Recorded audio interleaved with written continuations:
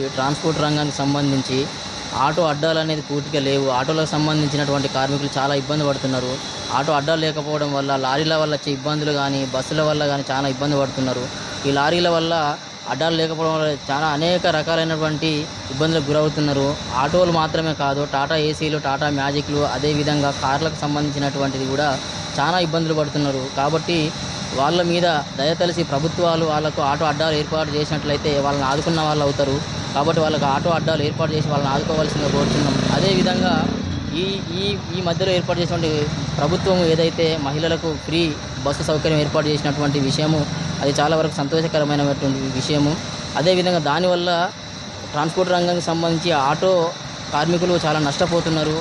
వాళ్ళకు కనీసము ఈఎంఐ సౌకర్యం కూడా కట్టుకోలేనటువంటి పరిస్థితిలో ఉండి చాలామంది ఆత్మహత్యలు చేసుకున్నటువంటి విషయం కూడా ఈ రోజుల్లో కనబడుతున్నది. కాబట్టి ప్రభుత్వాలు వాళ్ళకు ఏదైనా వృత్తి విధంగా ఆలోచించి 10 నుంచి 15,000 రూపాయలు వాళ్ళకు నెలవారీగా ఇచ్చి వాళ్ళని ఆదుకుని వాళ్ళ కుటుంబాలను ఆదుకోవాల్సిందిగా కోరుచున్నాము. నా పేరు ఆకుదారి రమేష్, సిఐటియు జయశంకర్ భూపాలపల్లి జిల్లా